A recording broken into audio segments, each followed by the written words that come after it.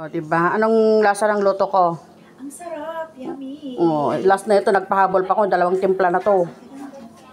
Hello, so yan, gagawa tayo ng pancake na lasang Japanese cake. So yan, naglagay ako ng 3 eggs na malalaki, XL na eggs. Tapos, siyempre, naglagay ako ng 2 tablespoon ng ganito, active dry yeast. Naglagay ako ng 3 patak ng vanilla.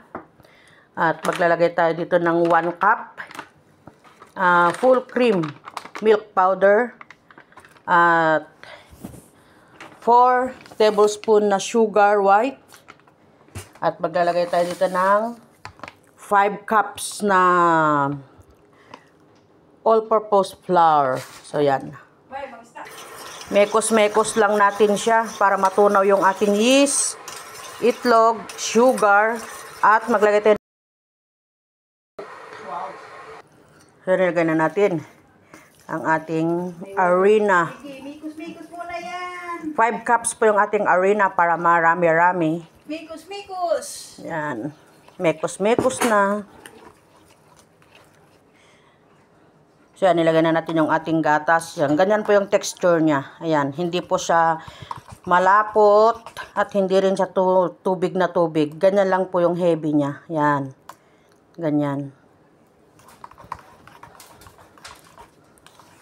Tapos, ilalagay na lang po natin yung butter.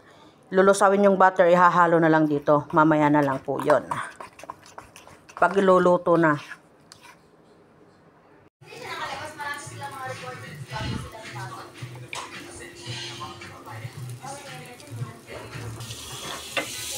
Butter. Wow, sarap. Sunog ng butter.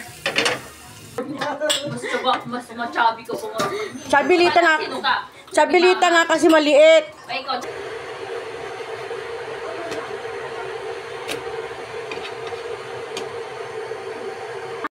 Kamusta ang pancake? Kamusta ang pancake?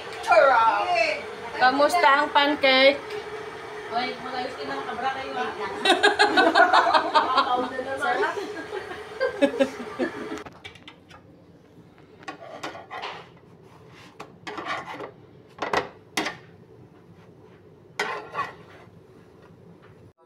Diba? Anong lasa ng luto ko?